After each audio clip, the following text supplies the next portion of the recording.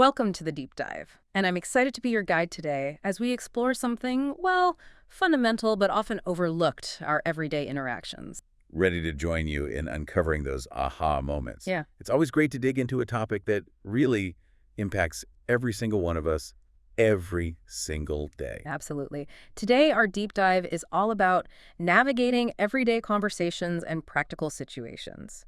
We've gathered a whole bunch of real-life dialogues, snippets from chats at parties, checking into a hotel, even just asking someone to help carry something heavy. Yeah, those little moments. Exactly.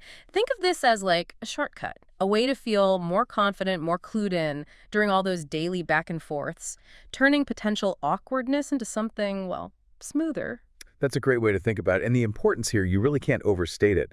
Being good at communicating, it's not just for work presentations, right? It's the core of navigating, well, everything. Social stuff, practical tasks, even tricky things like traveling internationally, understanding those common phrases, Yeah. maybe anticipating what someone's going to ask next, picking up on those little context clues. It can genuinely stop misunderstandings before they start. It's often just a subtle shift in how you say something or knowing the unwritten rules that makes things click, turns hurdles into, non-issues. Totally. So what are we actually going to unpack for you today? Well, you'll walk away with a whole toolkit. Right. Practical phrases for tons of common scenarios. We're talking about how to sort of gracefully guess what questions might come up in service situations. Oh, that's a good one. Right. Practical tips for handling travel stuff that might feel, overwhelming otherwise. And even some insights into those everyday household things, those little dilemmas. And like always, we promise some surprising facts, relatable stories, and yeah, enough humor to keep you hooked. Get ready to upgrade that communication toolkit. Exactly. These insights are meant to be used, like, tomorrow. Okay, let's really get into it. Part 1. The art of everyday interactions focusing on our social and personal lives. We'll start right at the beginning. Building connections and socializing. Simple greetings, catching up with people, those little conversational steps we take all the time. And what's really interesting, I think, is how those casual phrases like "what's new" or "how are you doing," they're not just filler. They're actually quite powerful invitations. Low-stakes invitations, you could say. Low stakes, I like that. Yeah, research shows that these kinds of general questions, they create an open space. There's no pressure.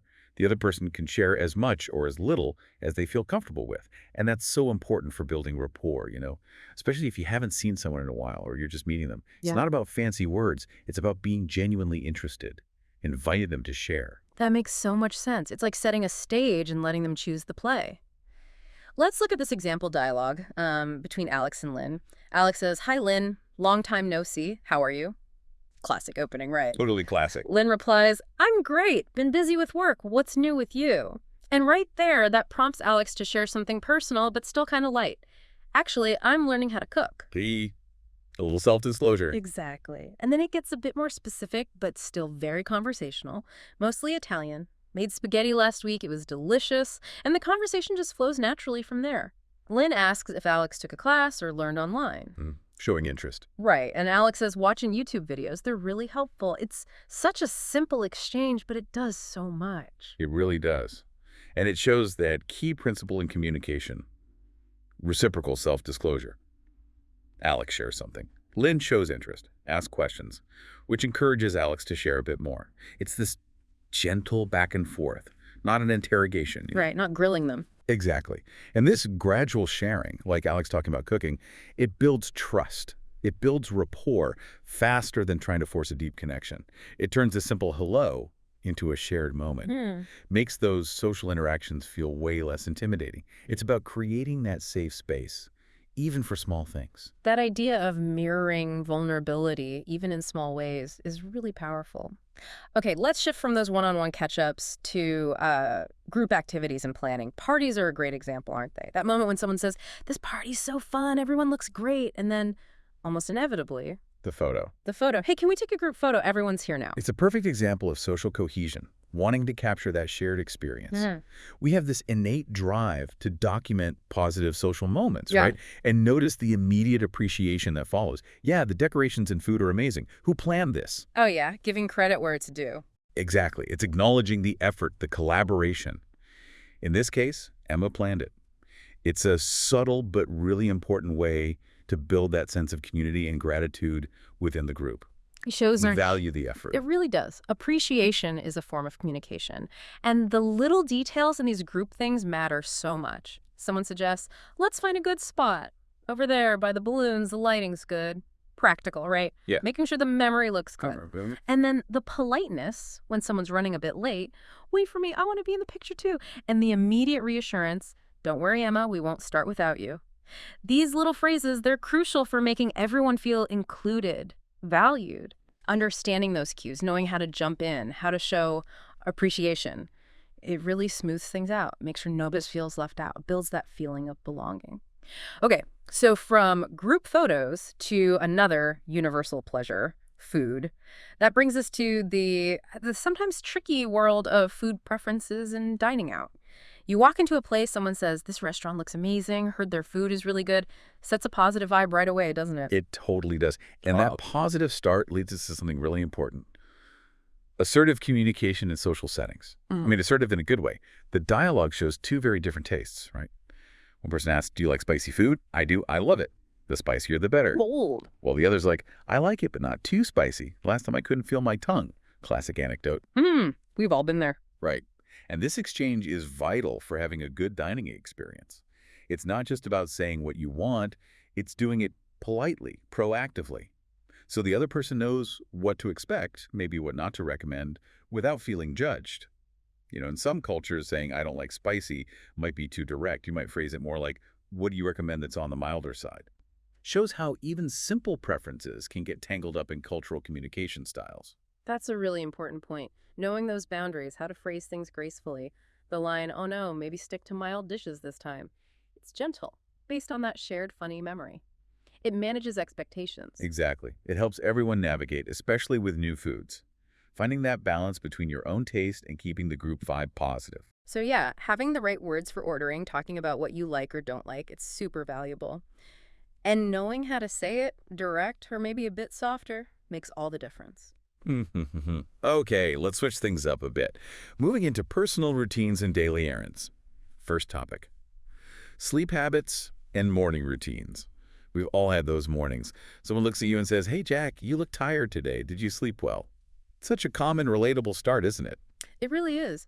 Our sleep or lack of it affects everything, energy, mood, how productive we are. So it's a very natural, empathetic conversation starter.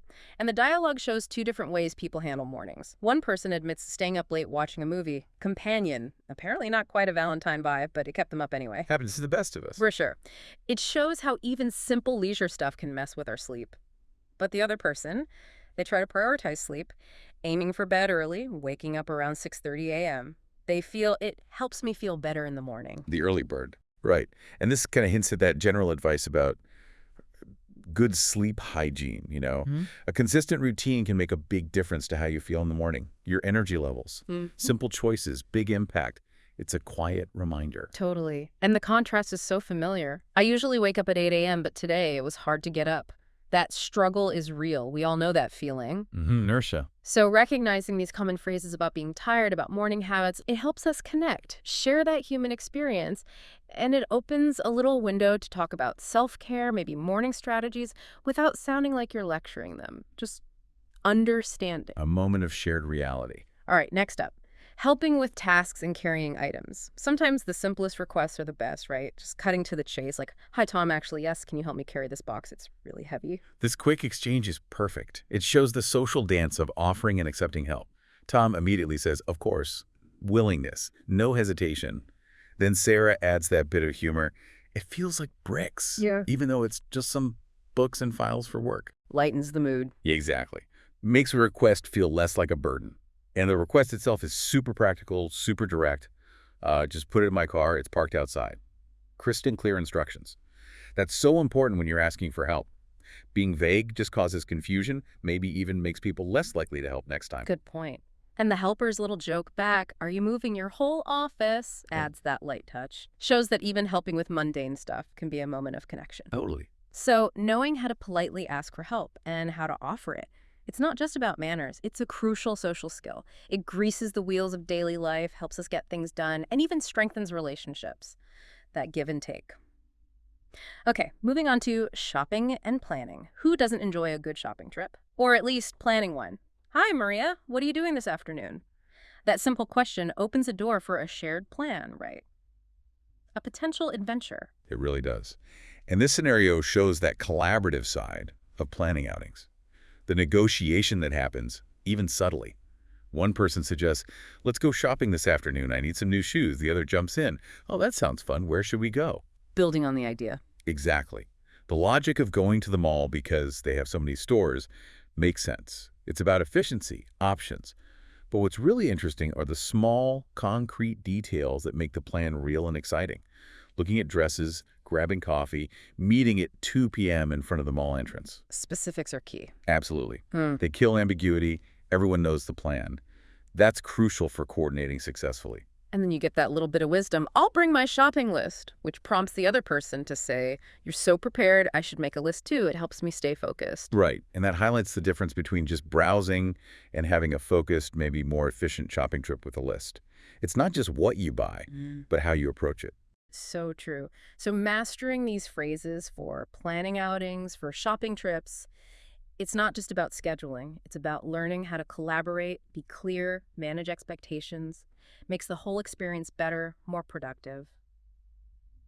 All right, let's dive into leisure, hobbies, and home life, starting with something many of us love, reading and entertainment. That feeling when you finish a fantastic book and you just have to tell someone about it. Well, I just finished reading a great book. Oh yeah, that urge to share is powerful. Yeah. And this scenario really shows the magic of storytelling and good recommendations. Someone asks, what's the title? And the answer, it's called The Mystery Island. It's so exciting. Boom, instant intrigue. Grabs your attention. Totally. Yeah. And the description works because it uses vivid language, concrete details. A group of friends who find a hidden island with secrets. There's action, puzzles, and even treasure. It paints a picture. But then there's that extra crucial bit. Not difficult to read, simple language, story moves quickly. Knowing your audience, maybe. Exactly. That tells the listener about accessibility. It's not just what you liked, but why someone else might like it too, and what kind of reading experience it is. Effective recommendations consider the other person. That makes sense. It's like giving them all the info they need to decide if it's for them. Like a mini review tailored to them. Precisely. So yeah, knowing how to describe a book or movie well, how to recommend it effectively, it's a great social skill. Good way to connect over shared interests. Practical use of descriptive language too. Okay, from books to board games, let's talk about games and play. Sometimes all it takes is a simple question. Hey Noah, do you want to play a game? This short interaction really highlights something important about leisure. Managing expectations, especially in games. One person admits, oh, I love Scrabble, but I'm not very good with big words. Relatable. Totally. But the immediate response is key. That's okay. It's more about having fun. That sets the tone. Enjoyment over skill, which is such a healthy approach for just playing games for fun, right? It definitely takes the pressure off. It does. Minimizes that performance anxiety. Maximizes just having a good time together. It's a subtle reminder that the point of leisure isn't always about winning or being the best, but just the shared experience. And the fact that the first word they play is fun. Perfect. Huh. Couldn't be more fitting. Sets the mood right away. Exactly. So using these casual invites, these phrases for just playing around, it makes it easy to connect with friends, relax, have a good time, something we could all probably use more of. All right, who isn't dreaming about their next trip, especially now? Let's talk vacation planning. That question, what's your favorite vacation spot? It often opens up a whole conversation, reveals a lot about someone. Yeah, if we look at the bigger picture here, this dialogue shows how our personal preferences really shape our travel choices. One person loves the beach, they enjoy walking on the sand and swimming in the ocean. Sounds like they're after relaxation, warmth, maybe. Classic beach lover. Right. The other prefers mountains, values the fresh air and quiet, leaning more towards tranquility, nature, maybe adventure. Different strokes. Exactly. And these different interests naturally lead to different dream destinations, like the Alps, which someone really wants to go one day. It just underlines that there's no single best vacation. It's about what fits your needs for escape, for rejuvenation. Understanding and respecting those differences is key, even if you prefer something totally different yourself. For sure. Knowing what makes someone tick, travel-wise. So having the words to talk about travel preferences, dreams. It's not just about booking flights. It's about connecting on what brings us joy, what helps us recharge. And let's get closer to home. Family dynamics and home routines. Balancing work, kids, yourself, it's a juggling act for so many people. Hi, Jane, you look tired, long day. Such a common, empathetic way to start a conversation. It really is. And what's fascinating here is how much is packed into this short exchange about that balance. Jane's honest, yeah, work was busy.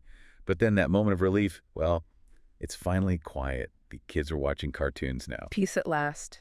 Exactly. Yeah. That show about talking animals isn't just entertainment, it's a break, a quiet moment for the parent. And the conversation immediately turns to self-care. Making some tea and sat down for a bit is seen as, good, you deserve a break. Recognizing the need for that pause. Right. And it also shows that mutual support within a family. The other person immediately offers, want me to help with dinner? It's a tiny snapshot of that constant negotiation, that care that keeps a household going. That support and just acknowledging the daily effort is so important for a happy home.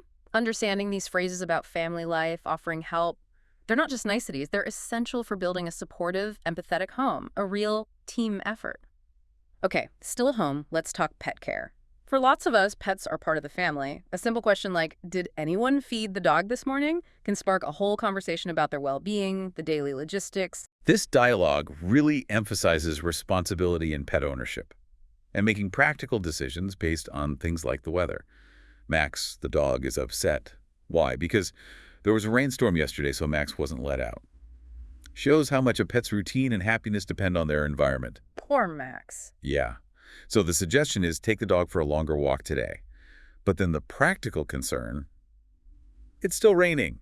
The solution, I can wash him after our walk. That shows real dedication, problem solving, but also the warning about slippery roads. That's thoughtful safety awareness for both of them. Good point. Safety first. It really shows the daily care, the thinking involved in looking after a pet properly. It's a great example of planning around things you can't control and just showing that commitment even for a walk. So having the language for pet care, talking about weather conditions, it's part of daily life for many, shows empathy, adaptability. And lastly, in this section, the ever-present home chores. They just never end, do they? We should clean out the garage this weekend. It's so dusty. Huh. This scenario is a perfect demonstration of negotiating household tasks and delegation sometimes. One person says, oh, I'm sorry, but I can't help you with that. I already have a plan. They explain they're camping with your coworkers and expect to be very tired. Fair enough. Setting expectations. Exactly. It's clear, polite, states a prior commitment, and the likely consequence fatigue. The other person's response shows flexibility. I'll handle it myself. Or maybe ask my brother for a hand if it's necessary.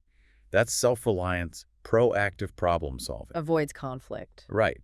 This kind of communication avoids resentment. It fosters support even when direct help isn't possible.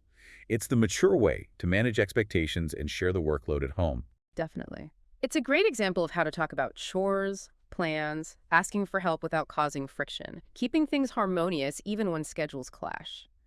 These phrases are just fundamental for running a home together, respectfully. Okay, let's transition now into part 2. Navigating services from office to hotel. We're shifting into interactions that are maybe a bit more structured, more professional, or service-focused, places where clarity and precision often become even more vital. And here's where it can get really interesting. Workplace communications. Let's start with team organization and idea sharing. Imagine someone approaches you saying, I've been thinking about a new way to organize our team's tasks. That's an opener full of potential, right? Absolutely. If we connect this to the bigger picture, this dialogue really captures the core principles of effective project management. And crucially, the art of getting buy-in before you go big. The idea is a shared online board where everyone updates their progress. Like Trello or Asana, maybe? Could be. And the benefits are spelled out right away. Make things clearer for everyone, set deadlines on the board to stay on track, addressing common team headaches. But the really insightful part, the step people often skip, is checking with colleagues first. Not yet. I wanted to get your opinion first. Smart move. Testing the waters. Exactly. It builds consensus. It lets you refine the idea based on feedback. It spots potential problems early. All of this dramatically increases the chance the manager will actually approve it, and that it'll work. It's strategic collaboration from the ground up. That's such a critical step in any professional setting, isn't it? Building that support, making your ideas stronger before the formal pitch. So knowing the language for proposing new ideas, talking about project tools, strategically seeking feedback, it's not just about being heard. It's absolutely vital for growing in your career, for actually making a difference in how things get done. Okay, from sharing new ideas to prepping for the meetings where you might present them. You mentioned getting buy-in first, but what about the nitty-gritty of meeting prep itself, especially for those important discussions? Ah, yes, the logistics. They seem small, but they can totally derail a meeting.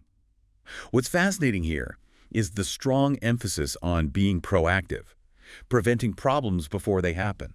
The dialogue about getting ready for a 9 a.m. meeting includes checking off the meeting room, done, and printing Ms. Kanaka's documents, also done, standard stuff. But the critical moment, the real learning point, is about the projector. Someone says, oh, I'm going to test the project tomorrow morning. And the response is immediate, firm. No, we've got to get that checked today. We won't have time to deal with it in the morning if there's a problem. Don't leave it till the last minute. Exactly. It highlights the absolute importance of anticipating risks, mitigating them, future-proofing your presentation. The projector is rightly called the most important thing because, let's face it, a brilliant presentation is useless if nobody can see it. Tech failures are stressful and unprofessional. Foresight is definitely king in the professional world. Preventing the fire is always better than putting it out. So being able to meticulously organize, confirm logistics, knowing what needs checking now versus later, it's not just busy work. It saves time, reduces stress, and it really signals professionalism, ensures things run smoothly. Beyond the big meetings and ideas, the day-to-day running of an office often relies on smaller, maybe more mundane tasks, like keeping supplies stocked. Let's talk office supplies management. Routine maybe, but essential. This conversation is actually a mini masterclass in practical inventory management. And importantly, thinking about cost savings. They need 2 boxes of A4 paper because they use lots of paper every day. Straightforward need. Thanks. But then a smart observation. We don't print documents in color, so we don't need to worry about that regarding ink. That shows awareness of actual usage, avoids unnecessary expense. For whiteboard markers that are running out, the plan is to buy them in sets of 5 to save money. Small saving, but it adds up. A simple bulk buy strategy. Smart thinking. And then there's classic office troubleshooting. The mouse sometimes works, sometimes doesn't. The immediate thought, it's probably because the batteries are going low. So check the battery stuff. Proactive observation prevents a minor irritation from stopping someone's work. It really is about efficiency and being mindful of costs, isn't it? Even with pens and paper. So having the practical vocabulary for managing supplies, identifying those common little office issues, it's not just about ordering stuff. It contributes to a smoother, more cost-effective workplace for everyone. All right, let's shift venues now. We're checking into hotel services and amenities. Whether it's for vacation or work, it often starts with hotel selection and booking. More than just finding a room, it's about finding the right room, the right place. And this scenario really brings up that core question. How do things like budget, location, special deals, how do they influence our choices, and how do we talk about those priorities? The dialogue lays out the comparison perfectly. The Ocean Hotel, $120 a night near the beach, including a buffet breakfast, seems like a solid option. Decent package. Then there's the Pine Hotel at $180, immediately flagged as too expensive. Clear budget constraint right there. The Sunrise Hotel is interesting, normally $140, but there's a $90 special. But, and this is key, it's for next week only. Ah, the fine print. Exactly. It subtly underlines how crucial it is to read the terms, understand the conditions of those deals. Ultimately, the choice lands on the Jimmy Hotel at $80 a night. Balancing cost and availability often, that's the final deciding factor. It's like a little negotiation you have with yourself or your travel buddy. It really is a balancing act, isn't it? Comfort, convenience, price. So knowing the language to discuss hotel options, compare prices, understand those deals, make the booking, it's not just about getting a bed. It's key to finding the best value, the right fit for your trip, your expectations. Okay, you've picked the hotel. Now comes the actual hotel check-in and room features part. You walk up to the front desk, hear that, "Good morning, sir. Welcome to our hotel." It's that first real step of your stay. And what's fascinating here is how structured, almost ritualistic, check-in usually is. The common information that gets exchanged. The guest gives his name, Robert, confirms the reservation. Double room for 2 nights, booked 3 days ago. Clear, concise info expected from the guest. Standard procedure? Right. The front desk then directs him. Fill in this registration form, asks about payment, using a credit card being the typical answer. Then he gets the key info. Room 201 on the 2nd floor, and your room key. It's all very predictable, which actually makes the process efficient. Knowing what to expect reduces anxiety for travelers. You know what they'll ask, what you need to do. And that simple closing line, just call the front desk if you have any questions or requests. That offers peace of mind, right? Knowing help is easy to get. Yes. So knowing these key phrases for check-in, understanding the process, the instructions, it's crucial for a smooth start. Sets a positive tone for the whole stay. But let's be real, sometimes things don't go quite as planned. Let's discuss a potential problem during check-in. That sinking feeling when the hotel staff starts with an apology. Like, "Mr. Brooks, please accept my apologies." Oh, this dialogue is a tough lesson in the consequences of arriving late and the absolute importance of communicating with the hotel. Mr. Brooks had a reservation for 6 p.m. tonight, but it's past midnight. He admits he didn't have time to call. Big mistake. Huge, because the reservation was canceled. Standard policy in many places if you don't show or call. This forces a really difficult, expensive choice. The only room left is an executive suite at $550 a night. He calls it rather pricey, understatement perhaps, but feels he has no choice. His immediate reaction, wanting to switch rooms tomorrow, shows him trying to mitigate the damage, problem-solving under pressure. It's a stark reminder. A quick phone call could have saved him hundreds of dollars and a lot of stress. That is an incredibly stressful situation, definitely a traveler's nightmare. But knowing how to handle it, staying calm, understanding your limited options, trying to negotiate for the next day, that can make a bad situation slightly less bad. It's a vital skill for any traveler handling those unexpected bumps. Okay, assuming check-in went smoothly or you've sorted the issues, there's often the part where staff shows you to the room and points out features. They might offer, "I'll help you with your baggage this way, please." A nice touch. Yeah, and if we connect this to the bigger picture, this interaction shows how thoughtful service anticipates guest needs and the importance of clear communication about what's available. The staff member guiding the guest immediately asks about common needs. Guest asks for extra blankets, requests them from the chambermaid. Need ice? There's an ice machine right in the hallway. Convenient. Good to know. Then they describe the room. Nice and cool. White and blue paint, air conditioning. Setting expectations for comfort. Even a specific request, like needing a large cabinet, is met with an offer to exchange you for another larger cabinet. That shows great customer service focus. They highlight the desk phone on the nightstand for convenience and confirm hot and cold water available 24 hours a day, 7 days a week. Basic, but essential. It's all about making the guest feel comfortable right away, knowing what's what. Those little details, when communicated well, really do make a difference, help you settle in, feel looked after. So understanding the amenities, knowing how to ask for specific things you need, it just makes your stay much more comfortable, more satisfying. So what does all this mean for getting the most out of your stay? It means understanding the whole range of hotel services available. Laundry, room service, maintenance, they're all there to make your trip easier. Let's start with laundry service. You might need to call down, maybe say, "Could you send someone up for my laundry, please?" Pretty straightforward. It starts straightforward, but this scenario really highlights why specific instructions are so crucial for laundry. You have a silk dress. Concerned about color fast, the hotel knows, we'll dry clean the dress, then the colors won't run. Shows expertise with delicate fabrics. Phew, saved the dress. Right. For a sweater, the instruction is specific. Hand wash this sweater in cold water, otherwise it could shrink. Material-specific care is key. They even mention mending my husband's jacket lining, showing services beyond just washing. And turnaround times are clarified. Standard is usually it takes about 2 days. But if you need it faster, ask to rush my laundry for return around 4 p.m. tomorrow.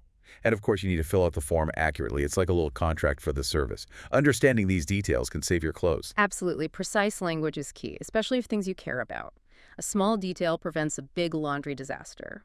Next up, the ultimate hotel convenience, room service. Just pick up the phone. When do you start your service in the morning? Good question to ask. This interaction really underlines why clear communication about timing and orders is so important, especially with hotel schedules. Service might start at 7 a.m., generally, but if you have specific needs, please notify the front desk the night before for anything earlier, like the guest ordering an American breakfast for 6:30 a.m. tomorrow because they have an early flight. That needs advance notice. Heads up. Definitely. Later, someone orders a tuna sandwich and a cup of hot chocolate. They clearly provide their name and room number. Simple but essential details for getting the order right and delivered to the right place. Minimizes errors, ensures you get what you wanted. Makes sense. Get what you want when you want it, without hassle. Ordering food to your room, specifying times. It's a core hotel skill that can definitely boost your comfort level. And for those super early mornings when missing that flight or meeting is just not an option, there's the reliable morning call service. I'm curious whether your hotel offers a morning call service, sir. This just shows how useful this service can be, especially for travelers on tight schedules. Phone alarms can fail, or you might sleep right through them. The hotel offers options. Calling or knocking on the door via phone gives you flexibility. A guest requests 6 a.m., but adds a crucial detail. Come knock on my door because my phone is always on airplane mode when I go to sleep. Ah, smart thinking. Backup plan. Exactly. Shows they understand their own habits and communicate that preference clearly. Ensures the service actually works for them. It seems simple, but it could literally save your trip. That is a clever detail. Knowing how to request a wake-up call and specifying the method you prefer, it leverages the hotel service to make sure you're up when you need to be. Then there's housekeeping, keeping your room fresh and comfy during your stay. May I clean your room now? This dialogue gets into the details of housekeeping duties, but also the guest's role in making it work smoothly. If you want laundry done, you usually put your clothes in the laundry bag and fill out the card. Laundry comes back usually within a day, maybe tonight if rushed. Guests can also make specific cleaning requests. The bathroom, toilet bowl, wash basin, and tub, replacing towels, even fixing things like messed up bedding after kids played on it, replace the linens and pillow coverings. Hotels are usually flexible. Good to know they can handle specific requests. Right, and they're flexible on timing, too. If you're not ready for cleaning, they can return in an hour. That's where the make up the room card on your door comes in handy, signals when you're ready. It's really an interactive service aimed at meeting your specific needs. It's good to understand what they do and how to communicate what you need, or even when you don't want them to come in. Communicating effectively with housekeeping just makes the whole stay more pleasant. But what happens when something in the room isn't working? Leaky tap, flickering light, the TV's gone blank. That's where maintenance service steps in. My room's television set is broken. This scenario covers reporting the problem, but also the typical first steps in troubleshooting and the kind of quick response you hope for. Before sending someone for the TV, the staff wisely asks, "Have you double-checked the plug?" Covers the basics first. Always check the plug. Rule number 1. When the heating is broken and the room's chilly, even after trying the radiator for 30 minutes, maintenance gives an estimated fix time, max 10 minutes. That's reassuringly quick. They also proactively offer to change rooms, showing they prioritize guest comfort, even if the fix is fast. That quick response, that problem-solving attitude, that's what you expect from good hotel service. That speed and proactive offer definitely make you feel looked after. So, knowing how to clearly report a problem in your room, understanding the troubleshooting steps, the likely solutions, it can turn a potential headache into just a minor blip, much less stressful. And finally, a service that feels a bit old school now with smartphones, but can still be crucial sometimes. Offline message service. You've got a message note here. Yeah, it might seem quaint, but this service is still important. Think about times you don't have phone signal, or maybe someone needs to leave an urgent message while you're out. It's a vital communication backup. One message is from Mr. Lee, a friend from New York, asking the guest to contact him as soon as possible. Shows urgency. Another is from Mr. Smith, confirming he would arrive around 3 p.m. tomorrow. He called at 10:30 a.m. and, crucially, left a phone number. Provides that essential contact info. Exactly. It acts as a bridge for communication when digital methods fail or aren't available. For travelers without constant connectivity or for urgent info that needs to get through while they're unreachable, it can be invaluable. A reliable fallback. Definitely a reminder that not everything happens online. Sometimes a physical note or a relayed message is the surest way. Understanding how to get and interpret these messages at a hotel can be really important for staying connected, staying informed on your travels. Okay, let's shift focus slightly to personal grooming and appointments. Starting with barber service. Getting a haircut, whether at home or traveling, requires clear communication to get the look you want. How would you like your haircut? What's fascinating here is just how precise the language needs to be for haircuts and styling, and also that trust you place in the stylist. Requests like trim it up a little and some shortening of the sides, but with that vital clarification, not too short. Details matter. Oh yeah, too short is a disaster. Right. Even trimming a mustache needs to be specified. And when thinking about a new style, the stylist might suggest something like cut your bangs and do wavy hair. The client's response, "I'll leave it to you to decide. I am ready for a change," shows that trust. It highlights how important clear instructions are from the client, but also the stylist's role in offering expert advice. And the process itself is structured shampoo first by an assistant, etc. It really is about clear communication to avoid walking out unhappy and knowing when to trust their judgment too. So having the right words to describe the haircut or style you want, Super useful for feeling good about the result. And finally, something many people can relate to, anxiety around a doctor's appointment. I have a doctor's appointment today and I'm a little nervous. It feels very human to admit that, doesn't it? It absolutely does. And this dialogue beautifully normalizes that anxiety, even if it's just a checkup. Feeling anxious about these things is completely validated by the listener. That empathy is so important. Makes you feel less alone with it. Exactly.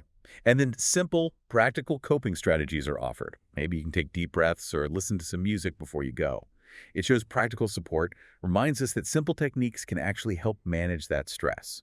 It's a conversation that validates a common feeling and offers gentle, useful solutions. It's a really important reminder that it's okay to feel nervous, and there are simple things you can do. Being able to talk about those feelings, offer or receive those simple stress reduction tips, it can be incredibly comforting. Fosters connection, support. All right, let's embark on part 3. International journeys and practicalities. This section deals with some specific hurdles and formalities you encounter when traveling abroad, places where miscommunication can really lead to bigger problems. First up in navigating travel challenges, the airport taxi. Getting picked up smoothly after a long flight. Oh, that's crucial. You're tired, maybe disoriented, you just want to get to your hotel. Could you arrange for a cab to pick me up before 1 p.m.? Yeah, and this scenario really raises the question. What are those seemingly small details in booking airport transport that can make or break the whole thing? The dialogue highlights the essentials. The exact location, airport lobby 2, the critical timing by 12.15, understanding the cost structure, $2 initially and $1.35 for each quarter mile, and crucially, luggage. When the traveler mentions 4 extra-large suitcases. Uh-oh. Standard taxi might not cut it. Exactly. The immediate proactive response is, no, so I'll arrange for a larger car to pick you up. This shows how vital, specific, explicit details are for a smooth pickup. Avoids that nightmare scenario where the car arrives and your bags don't fit. It's all about preventing problems before they even start. It really is about making sure everything fits, arrives on time, especially when you're wiped out from travel. So, having that practical language for booking airport rides, specifying your needs like car size, it's not just convenient, it prevents major logistical stress, ensures a much smoother start to your trip. Sometimes, though, travel itself can be physically uncomfortable. Let's talk about getting airsick or uncomfortable. You might notice someone looking unwell, maybe ask, "You look so pale, what's troubling you?" And what's fascinating here is the immediate empathetic response you often see when someone's feeling rough during travel. The person describes specific symptoms, runny nose, sore throat, feel terrible, and the very clear, gonna throw up. Another example describes feeling dizzy, headache, correctly identifying it as motion sickness on the plane. Common issues, unfortunately. Very common. And the solutions offered are practical, immediate. Let me get you the airsick bag, offering anti-nausea medication. Simple advice like close your eyes and unwind.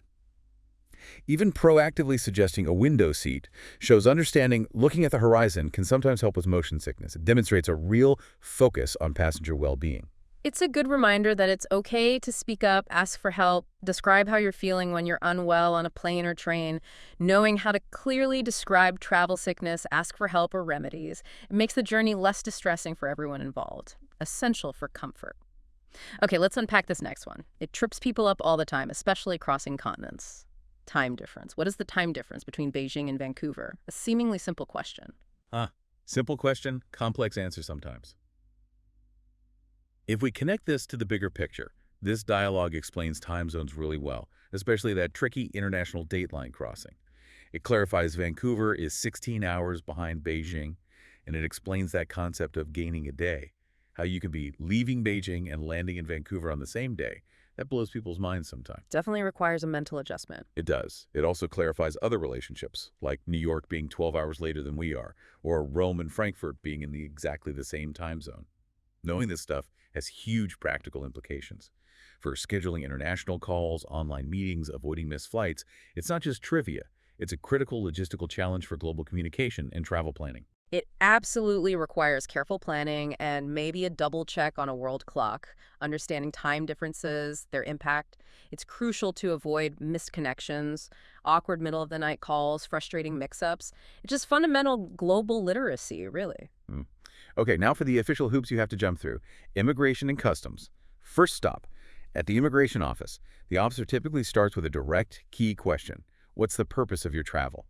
And what's really fascinating here is just how structured these interviews are, almost like a script. They need specific information, purpose of travel, clearly state sightseeing or on business, length of stay, be precise, 1 month from August to September or 3 weeks, accommodation, where are you staying? At my aunt's house, or maybe you have hotel bookings in Los Angeles and New York. Critically, if on business, provide a copy of my itinerary. Having proof is key. Absolutely. They'll likely ask about your financial situation too to ensure you can support yourself. $400 in cash and $2,000 in traveler's checks, for example. Then there are the standard procedures like leave your prints and photographs, biometrics, and finally, clear instructions. Collect your luggage and go to the next line for customs inspection. The whole process just underscores how vital it is to have your documents ready, be truthful, and understand why they're asking each question. It can definitely feel a bit intense, even if you travel a lot, but knowing these key phrases, anticipating the questions, having everything meticulously organized, it makes the whole process infinitely smoother, way less stressful. Preparation is absolutely your best friend at immigration. Right after immigration, you shuffle over to customs declaration. This is where you tell them what you're bringing into the country. The officer will ask, do you want to declare anything? And this dialogue clearly explains that often confusing difference between items you have to pay duty on and items that are okay. And it highlights specific things that are often prohibited. For example, a bottle of bourbon for personal use is usually all right. There's often an allowance. Chocolate bars as gifts for friends. If they're not expensive, then no tax is needed. Low-value gifts are typically fine. Good to know about gifts. Right. The customs officer also confirms you're showing all your baggage, asks specifically about contraband like excess cigarettes or alcohol, and, very importantly, about fresh food, live plants, or animals. That last category is critical biological items pose huge risks to local agriculture and ecosystems. This whole exchange just reinforces why honest declaration is so important. Avoids fines, avoids trouble. It's not about tripping you up, it's about protecting the country. It's always, always best to be honest and prepared. Trying to sneak something through customs is just asking for trouble. Understanding the procedures, knowing what you need to declare. Essential for smooth, compliant travel. Honesty really is the only policy here. Okay, last stop for international practicalities. Financial transactions abroad, specifically cashing checks. This can sometimes work a bit differently than it does at home. You might go to a bank and ask, hello, could you please pay these traveler's checks for me? And what's fascinating here is the detailed look at the security measures involved and the specific, sometimes complicated, rules for different types of checks when you're abroad. For traveler's checks, you need your passport. They check your name, country, passport number for their records. It's a key anti-fraud step. Makes sense. Verification. Right. The process involves filling in this form first and signing each of these checks below. Creates a clear paper trail. But then there's the tricky one. A non-negotiable cross-check. This basically means it's marked deposit only, usually to prevent fraud, ensuring only the named person gets the money. You can't cash it directly. You must first deposit the check into your account. Ah, so an extra step. An extra crucial step for security. The bank staff guides the person. Right. Fill out the deposit sheet and just sign your name on it. They might also offer to enter it in your passbook if you have one. This level of detail just highlights the strong, though sometimes inconvenient, security protocols in international banking. It sounds intricate, but knowing these differences beforehand can save a lot of confusion and frustration when you're trying to access your money overseas. Understanding how to handle different checks, basic banking procedures abroad, it's really valuable for navigating foreign financial systems securely and getting things done. All right, we're moving into our final section, Part 4. Common challenges and quick fixes. Life is full of little hiccups, unexpected twists. Knowing how to talk through them can make all the difference, turning potential disasters into just minor bumps in the road. Let's kick off with something we can all relate to, perhaps too well. Traffic delays. That feeling. Edward, you look tired. Are you okay? Hi, Emily. The traffic was terrible this morning. I was stuck for almost an hour. Ugh. This scenario perfectly captures the sheer unpredictability of traffic and how little control we often have. The cause, an accident on the main road. Cars weren't moving at all. Even leaving 30 minutes earlier than usual didn't help. Sometimes external factors just win, despite our best planning. So frustrating when that happens. Totally. And the mention of ambulances and police cars adds seriousness, immediately shifting the focus from personal annoyance to hoping everyone involved is okay. I hope everyone is okay. It's a good reminder that sometimes all you can do is manage your reaction, communicate the delay, and hope for the best for others. That universal groan when you hit unexpected traffic. Yeah, it's almost a shared ritual. Lisa, besides just lead even earlier, what's the hidden lesson here? It's partly about managing expectations, isn't it? Adjusting. Exactly. Accepting you can't control everything. So knowing these common phrases for describing traffic jams, unexpected delays, it helps us vent a little, share the experience, commiserate, and then figure out how to adjust our plans. Next, the ultimate frustration. Lost items, that wave of panic when you suddenly realize, have you seen my glasses? Or I can't find my keys anywhere. This analysis of losing things highlights two key strategies: checking common spots, and more importantly, logically retracing your steps. For the glasses, the person thinks back. Washing my face in the bathrooms, then put them back on to read the newspaper in the kitchen. The logical next step, check in the kitchen. Follow the trail. Right. For the keys, the initial description is vague, just regular keys. But then comes the crucial detail, an Eiffel Tower keychain like Bob's. They bought them together in France. That distinctive feature linked to a shared memory is key. It helps identify them and leads to the helpful, funny suggestion. Bob might have grabbed mine by mistake. Shows how specific details and shared context are vital for problem solving. That Eiffel Tower keychain, a potential lifesaver, provides that unique identifier. So having clear phrases for asking about lost things, systematically thinking through where they might be, it's not just about finding the item. It's a practical use of memory, collaboration that we do all the time. Okay, here's one that's super relevant for modern life. Technology glitches. We rely on tech so much, and sometimes it just doesn't cooperate. The Wi-Fi seems slow today. This file is taking forever to load. The slow Wi-Fi struggle. If we connect this to the bigger picture, it really underscores our dependence on tech. And critically, knowing who to turn to when things go wrong. The company's website is hard to load. The immediate correct thought is, report it to the internet team or the IT team. Shows understanding of how support works in an organization. Know your support channels. Exactly. Then, that other classic universal problem, my phone's battery is almost dead. You need to make a call, but you forgot your charger. The simple collaborative fix. Ask if someone else brought his charger today. Shows how quickly communication, leveraging your social network, can solve common tech problems. It's amazing how those little tech failures, slow internet, dead battery, can completely throw off your day or stop an urgent task. Knowing how to describe the issue clearly, and just as importantly, knowing how to ask for help or borrow what you need, absolutely crucial in our tech-heavy world. Don't let a low battery win. Let's bring it back into the home with household quirks and management. First up, that task that seems to reappear constantly, the shopping list and supplies. Hey, Lisa, are you going to the grocery store today? What's up? We're out of shampoo again. This dialogue dives right into consumer habits, specifically that shampoo usage versus cost issue. One person needs 3 pumps, the other finds buying it every 2 weeks too expensive. This leads to a conscious decision. Pick another brand or try a different brand. Shows budgeting, seeking alternatives. Shampoo wars. Right. Then milk. Practicality kicks in. Out of milk, need 3 cartons because they expire pretty quickly. Smart quantity planning for perishables. Different preferences are noted: full fat or skim milk, plus that spontaneous addition, chocolate milk. And the list rounds out with other essentials: tomato sauce, pepper, bacon, toilet paper, toothpaste. Paints a very real picture of typical household restocking. It's like microeconomics for the home. It really is that daily dance of keeping the house stocked, managing those essential but maybe mundane tasks. So having the right vocabulary for grocery lists, confidently talking about product preferences, clearly communicating about what's needed, super practical. Ensures everyone gets what they need, saves extra trips, maybe saves some money. Then there's environmental comfort. That common feeling of being too hot or too cold, especially when you share a space. It's chilly in here. This is a simple but really good example of how to politely address temperature control in a shared environment. Someone feels chilly. Another person, Mark, notes he's wearing a jacket, so I can't tell, acknowledging that temperature is subjective.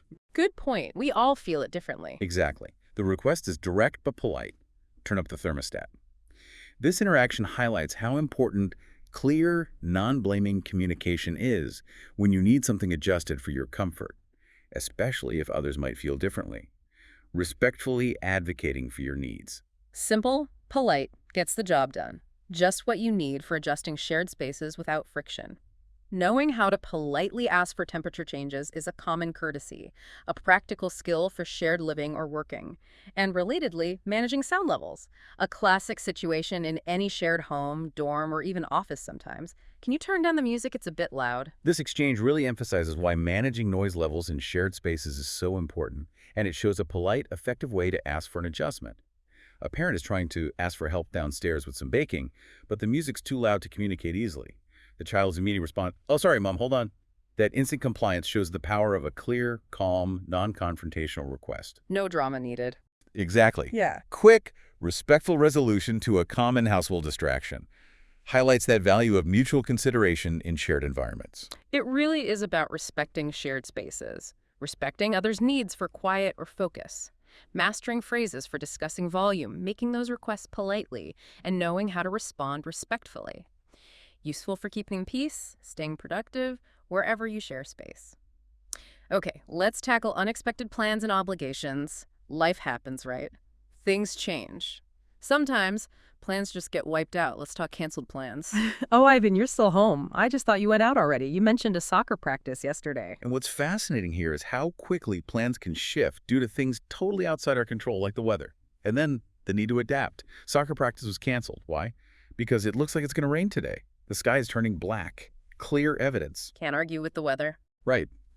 This unexpected cancellation means being stuck at home. But notice how quickly they pivot. Find an alternative activity. Ordering pizza from Al's, which is apparently top-notch. It shows resilience. Instead of just being bummed out, they shift to a plan B to still have a good time.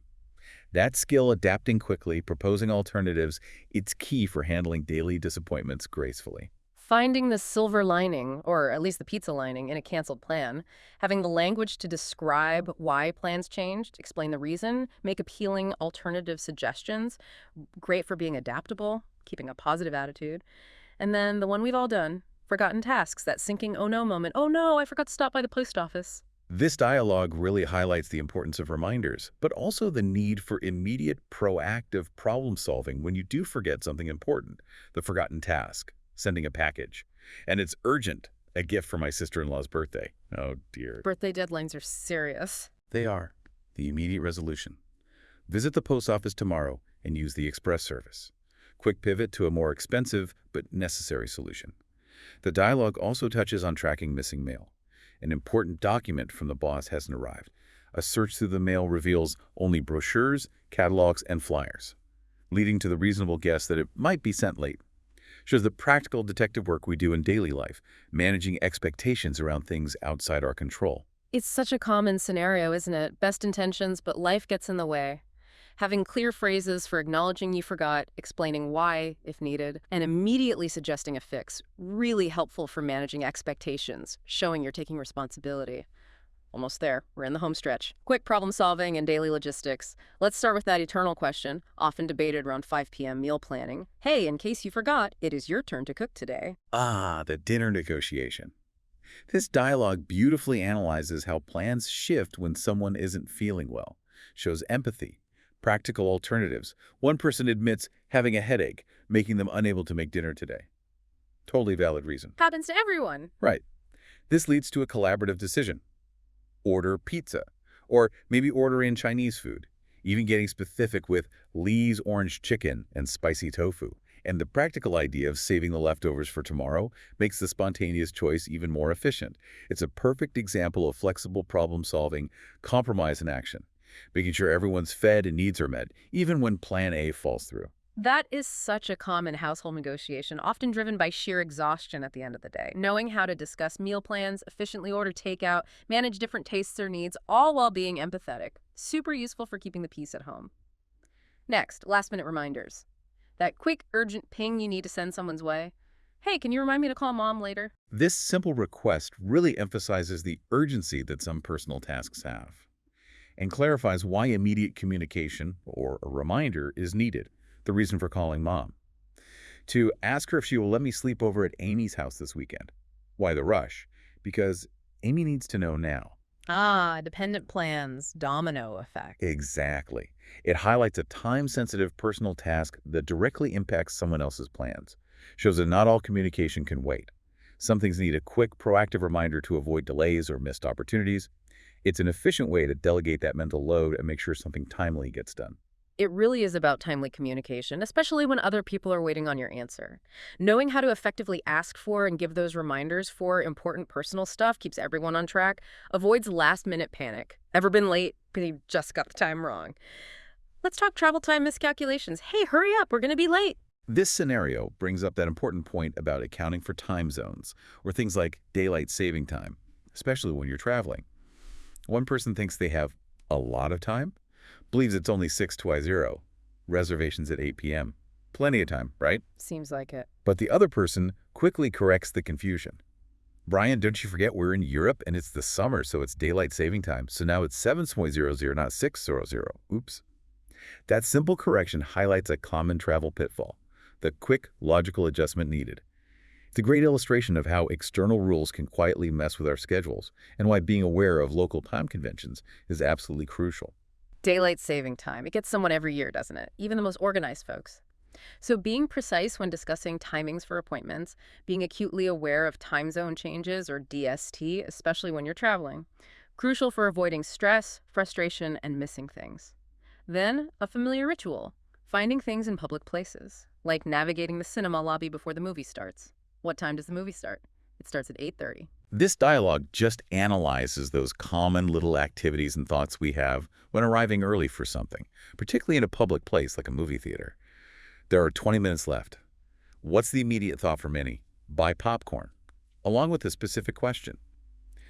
Do they have caramel flavor? Gotta get the snacks sorted. Right. It showcases those common behaviors, those specific preferences people have in these settings. It's those small, familiar rituals around going out for entertainment that make the experience feel complete. Knowing how to navigate them smoothly, make those quick decisions. It's part of feeling comfortable and confident out in public. A quick snack run before the lights go down is definitely part of the ritual for many. So knowing the language for checking movie times, confirming schedules, ordering snacks, it's just part of that shared public entertainment experience. Sometimes you just need a hand, literally. Asking for help with difficult tasks, even simple ones. Could you help me with this jar? This incredibly simple, yet oh-so-common scenario highlights the value of asking for help, even for seemingly small things, and the ease of just helping each other out. Yeah. The funny description of having a fight with a tomato sauce jar makes it instantly relatable. We've all lost that fight. Haven't we just? The quick resolution when someone else helps just shows that acknowledging you're stuck and asking for help can be super efficient, totally straightforward, no big deal. It emphasizes that we don't have to struggle alone with every little challenge. A bit of collaboration goes a long way. It's amazing how a stubborn jar lid can unite humanity in shared frustration, mastering polite ways to ask for a bit of physical help and knowing when to offer it. Very practical, important part of daily cooperation. Okay, a common concern for anyone trying to keep plants alive indoors. Plant care. My plants are withering. I think they're sick. And what's fascinating here is the nuance. Plant care is often this delicate balance, not too much water, not too little. The person admits watering once a week or whenever I remember. Uh-oh, that's often the problem right there. Inconsistent watering. The silent killer. Totally. The advice from the plant expert is clear but specific. The plants need watering loosey, but then the crucial caution. Not to water it too often. The suggestion is every other day. This illustrates why understanding specific needs is so important. General advice, water your plants, isn't always enough. You need tailored guidance for success. It really is a delicate balance, trying to keep those green roommates happy, clearly discussing plant problems, asking for specific informed advice, key to avoiding sad, droopy plants and keeping your indoor jungle thriving. And finally, rounding out our quick fixes. Media consumption. That nightly dilemma when you finally sit down. There's nothing good on TV tonight.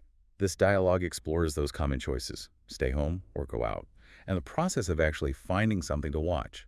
The suggestion of a movie night at home, complete with pizza and popcorn, contrasts with checking what's showing at the actual cinema. Two clear options. The eternal dilemma. Right. It also covers that common frustration of channel surfing, trying to find something specific, like the final baseball game. Check Channel 5. Nope. Check Channel 10. Nope. Finally find it on Channel 8, which turns out to be a news channel. Unexpected. It highlights how finding content can be weirdly complicated sometimes in our fragmented media world. Simple questions and persistence pay off. It is a universally familiar struggle, isn't it? Trying to find that one show, that one game. So phrases for discussing entertainment options, navigating the channels or streaming menus, making quick decisions about your downtime. Just a fundamental part of everyday modern life. Wow, okay. What a journey we've taken today. We've navigated through the subtle ways we build connections, handle daily routines smoothly, unlock some secrets of professional interactions and hotel services, even tackled those tricky bits of international travel and all those common everyday challenges. It really shows, doesn't it, how these seemingly small, often automatic interactions are actually the bedrock, the building blocks of confident, effective communication that really shape our entire day-to-day experience. Indeed it does. So what does all this really mean for you, listening right now? It means that every single interaction, no matter how quick, how seemingly mundane, isn't just talking. It's a chance to practice, to learn, to actually grow your communication skills. From just asking for help with a heavy box to really understanding time zones for that global call. Each exchange builds your fluency, boosts your confidence. I really hope you'll reflect on your own daily chats. Think about moments maybe you felt awkward or unsure. And now, see where you can apply these little nuggets, these insights we've shared, turn those moments into opportunities for connection, for clarity. That's fantastic advice. It really is about making those small, conscious shifts. So for you, our listener, here's that final thought to maybe mull over as you go about your day. Think about which of these everyday scenarios you might tackle with a bit more confidence tomorrow. What simple interaction, maybe one you do every day, will you approach just a little differently now, armed with these insights? You might even surprise yourself with how much easier it feels. Keep learning, keep exploring those nuances, and definitely keep communicating thoughtfully. Thank you so much for joining us on this deep dive. It's been a real pleasure guiding you through these insights, helping navigate this fascinating world of everyday conversation. And if you enjoyed this deep dive, if you found it useful, please do take a moment to like, share, and subscribe to our channel. Your support really helps others discover the deep dive and continue their own learning journey right alongside us.